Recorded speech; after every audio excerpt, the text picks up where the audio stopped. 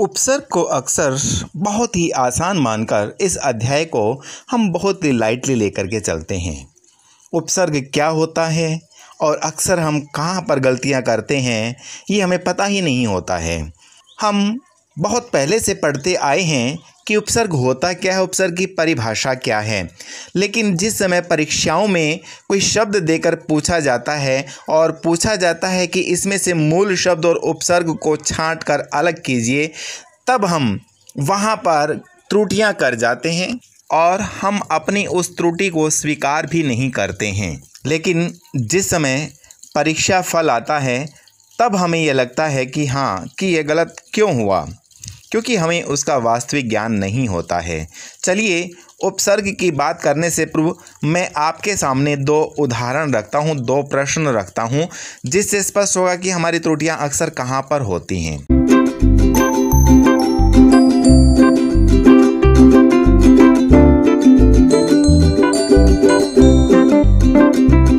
पहला प्रश्न है, निम्न में से उपसर्ग विधि से कौन सा शब्द नहीं बना है?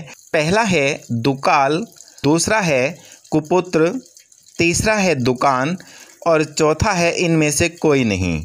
और मैं सोचता हूँ कि हम बगैर कुछ सोचे समझे चौथे ऑप्शन पर टिक मार्क कर देंगे, इनमें से कोई नहीं, क्योंकि हमें लग रहा है कि दुकाल में दु उपसर्ग है, कुपुत्र में कु उपसर्ग है, दुकान में दु उपसर्ग है, तो तीनों ही उपसर्ग है। इसका आंसर इनमें से कोई नहीं होगा, तो हम गलत होंगे।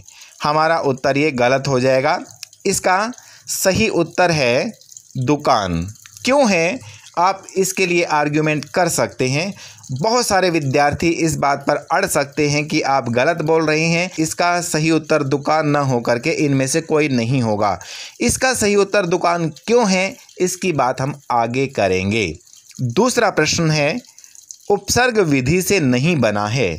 ऑप्शन पहला है कुकर्म, दूसरा है कुलीन, तीसरा है कुरूप और चौथा है इनमें से कोई नहीं।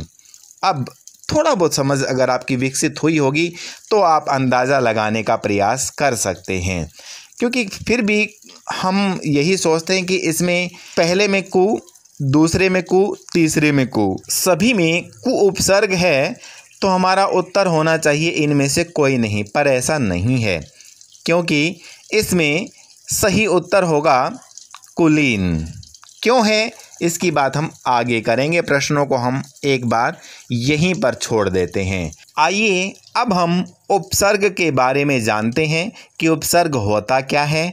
जैसा कि हम पहले से ही पढ़ते आए हैं, उपसर्ग वह शब्दांश होता है जो किसी सार्थक शब्द के पहले जुड़कर उस शब्द के मूल अर्थ में परिवर्तन करके एक नए शब्द का निर्माण करता है। यह परिभाषा हम बहुत समय पहले से ही हिंदी व्याकरण में जितनी भी पुस्तकें हैं उनमें पढ़ते आए हैं। परिभाषाओं में कोई परिवर्तन नहीं आता है, तो हम जान पाए हैं कि उपसर्ग को शब्द निर्माण की विधि के अंतर्गत भी पढ़ते हैं।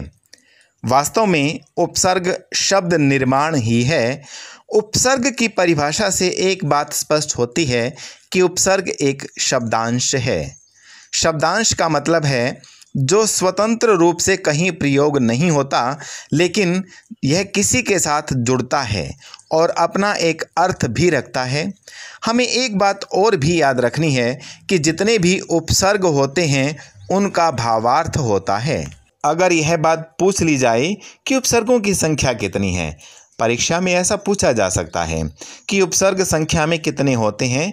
अगर ऐसा पूछ लिया जाता है तो हमें यह बात गांठ बांध लेनी है कि संस्कृत में 22, हिंदी में 13 और उर्दू में 19 उपसर्ग होते हैं।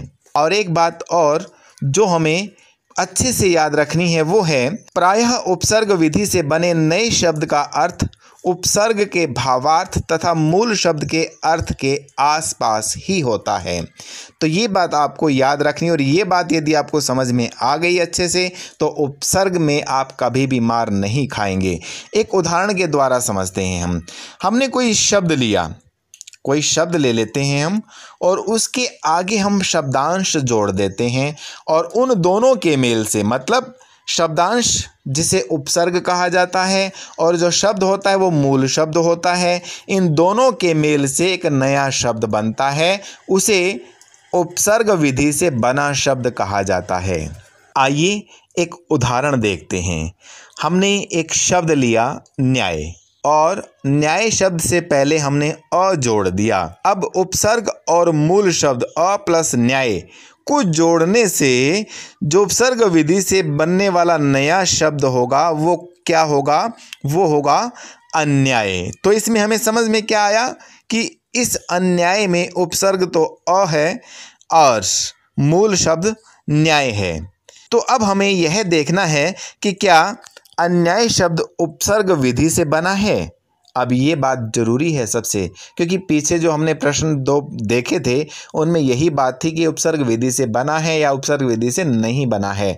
तो ऐसी बातें हमें देखनी है। तो अब हम इस अन्याय शब्द को देखेंगे कि जो हमारी परिभाषा है, जो हम बात कर रहे हैं कि पहले हम नया शब्द या फिर जो कोई हमारा उपसर्ग है उसको हम लेंगे, उपसर्ग के बाद में हमारा मूल शब्द और मूल शब्द के बाद उपसर्ग विधि से बनने वाला शब्द। क्या अन्याय इस पर पूर्णतया खरा उतरता है? आइए इसे जांचते हैं। तो हमने देखा अ का अर्थ होता है नहीं तथा न्याय का अर्थ होता है इंसाफ। तो इस तरह से स्पष्ट हो रहा है कि दोनों का अलग अलग अर्थ स्पष्ट हो रहा है। यहाँ पर जहाँ पर मूल शब्द का और उपसर्ग जो होता शब्दांश होता है उसका अर्थ निकल रहा होता है, तो वहाँ उन दोनों से, उनके दोनों के मेल से बनने वाला नया शब्द क्या होता है? उपसर्ग विधि से बना हुआ शब्द। तो यहाँ पर अन्याय जो है वो उपसर्ग विधि से बना हुआ शब्द है, यह प्रूव होता है। इसी तरह से बाकी सभी शब्दों को भी हम देख सकते हैं। अगर जो निर्धारित मापदंड है उस पर खरा उतरता है तो वह उपसर्ग विधि से बना हुआ शब्द कहलाएगा, अन्यथा नहीं कहलाएगा। उपसर्ग के प्रयोग से 3 प्रकार के शब्द प्रकट होते हैं। अब एक बात और याद रखनी है हमें कि उपसर्ग का जहाँ हम प्रयोग कर रहे हैं वो 3 रूपों में हो सकता है। पहला है विलोम शब्द, दूसरा है पर्यायवाची शब्द और तीसरा है नई विशेषता वाले शब्द। विलोम और पर्यायवाची में ऐसे शब्द आते हैं जिसमें दोनों टुकड़ों का अर्थ ज्यों का त्यों मिल जाएगा, लेकिन नई विशेषता वाले शब्द में दोनों टुकड़ों का अर्थ शायद एक साथ ना मिले। तो यही बात याद रखनी हमें। उदाहरण के लिए हम देख लेते हैं कि हमने एक शब्द लिया शासन। शासन के आगे यदि हमने उपसर्ग जोड़ दिया अनु प्लस शासन को हमने जोड़ा तो नया शब्द हमें मिलता क्या है? अनुशासन। अब देखें इसको, इस कसौटी पर उतार कर देखते हैं क्या ये उपसर्ग विधि से बना हुआ शब्द है। तो अनु का अर्थ होता है पीछे पीछे और शासन का अर्थ होता है नियम अथवा कानून, और इन दोनों के मेल से बनने वाला नया शब्द है अनुशासन, जिसका अर्थ है स्वयं से पालन करना अथवा मन से पालन करना। अतः यह शब्द उपसर्ग विधि से बना है। अब तो आप समझ गए होंगे ना कि जो पीछे हमने 2 प्रश्न किए थे उनमें वो सही शब्द जो मैंने बताए थे उनका सही उत्तर क्यों है। और मैंने ये बात पहले भी कही थी कि इसमें आर्ग्यूमेंट का विषय हो सकता है, लेकिन जब हम उसका गहराई से अध्ययन नहीं करते हैं तब तक हम उसको सिद्ध नहीं कर सकते, उसे साबित करना पड़ता है, प्रमाणित करना पड़ता है। आइए अब हम उन प्रश्नों को भी देख लेते हैं। पहला प्रश्न था हमारा, निम्न में से उपसर्ग विधि से कौन सा शब्द नहीं बना है? दुकाल, कुपुत्र, दुकान और चौथा ऑप्शन था इनमें से कोई नहीं। मैंने बताया था इसका सही उत्तर है दुकान। पहले हम हर ऑप्शन को देख लेते हैं। पहला ऑप्शन दिया है दुकाल। दुकाल में उपसर्ग है दु और काल है मूल शब्द। अब दु का अर्थ क्या होता है? बुरा, और काल का अर्थ क्या होता है? समय। और इन दोनों को मिलाकर के अगर हम देखें जो नया शब्द बन रहा है दुकाल से, वो बन रहा है कि बुरा समय। दुकाल मतलब बुरा काल, तो बुरा समय। तो यहाँ पर अर्थ स्पष्ट हो रहा है। मतलब कहने का अर्थ क्या है कि यह उपसर्ग विधि से बनने वाला शब्द है। दूसरा इसमें दिया गया है कुपुत्र। अब इसको भी देख लेते हैं। कु का अर्थ होता है बुरा, पुत्र का अर्थ होता है बेटा, मतलब बुरा पुत्र। यहाँ पर भी दोनों का अर्थ स्पष्ट हो रहा है। दोनों का अर्थ स्पष्ट होने से यहाँ पर ये उपसर्ग विधि से बनने वाला शब्द है। लेकिन यहाँ पर पूछा क्या गया कि निम्न में से उपसर्ग विधि से कौन सा शब्द नहीं बना है, हमें तो वो ढूंढना है। लेकिन ये दोनों तो उस नियम पर खरे उतर रहे हैं। अब हम तीसरे ऑप्शन को देखते हैं, दुकान को। अब दुकान को अगर देखें तो दु मतलब बुरा, और कान आप जानते हैं, कान हमारे कर्ण जो सुनने के लिए हम जिनका प्रयोग करते हैं, वो इंद्री जिसे हम सुनने के लिए प्रयोग करते हैं। लेकिन दो मने बुरे कान, ऐसा तो संभव ही नहीं है, ऐसा बन ही नहीं रहा, इसका निश्चित अर्थ स्पष्ट नहीं हो रहा, तो यह उपसर्ग विधि से नहीं बनने वाला शब्द होगा। तो हमने देखा कि यहाँ पर दो मने बुरी या बुरा, कान जो हमारे सुनने के लिए जिस इंद्री का प्रयोग किया जाता है वो कान कहलाते हैं, दो कान। अगर इसको हम देखें अलग अलग अर्थ में तो बुरा कान, ऐसा तो संभव ही नहीं है। और दुकान जो है उसके संयुक्त अर्थ से बनने वाला जो शब्द है उसका अर्थ क्या होगा? दुकान का अर्थ होता है वह स्थान जहां आजीविका कमाने के लिए हम बैठते हैं। तो दुकान एक सार्थक शब्द तो हो सकता है अपने आप में, लेकिन यह उपसर्ग विधि से बनने वाला शब्द नहीं है। तो इसका उत्तर सही होगा दुकान। तो अब आपको बिल्कुल आसानी से और सही तरीके से समझ में आ गया होगा कि हम कैसे विधि के अनुसार जान सकते हैं कि उपसर्ग विधि से कैसे शब्द बनते हैं और कैसे उपसर्ग विधि के मापदंडों पर यह शब्द खरा नहीं उतरता। दूसरा प्रश्न था उपसर्ग विधि से नहीं बना है। पहला ऑप्शन था कुकर्म, दूसरा था कुलीन, तीसरा था कुरूप और चौथा था इनमें से कोई नहीं। और मैंने इसका सही उत्तर आपको बताया था कुलीन। अब आप इसको आसानी से स्वयं भी करके देख सकते हैं, इतना ज्ञान तो आपको स्वयं भी हो गया होगा, फिर भी मैं आपको समझा देता हूं। पहला शब्द ले लेते हैं हम कुकर्म। कुकर्म में अलग अलग पहले उपसर्ग यानी कि शब्दांश को हम लेंगे, फिर मूल शब्द को हम लेंगे, दोनों का अलग अलग अर्थ निकाल करके देखेंगे। कु का अर्थ होता है बुरा और कर्म का अर्थ होता है कार्य। मतलब जो ये नया शब्द हमारे सामने आया है उसका संयुक्त अर्थ क्या हुआ? बुरा कार्य। दोनों का अर्थ स्पष्ट हो रहा है और वही का वही अर्थ हमें मिल रहा है। इसका अर्थ क्या है कि यह ऑप्शन नहीं हो सकता है, यह सही है अपने स्थान पर। दूसरा कुरूप।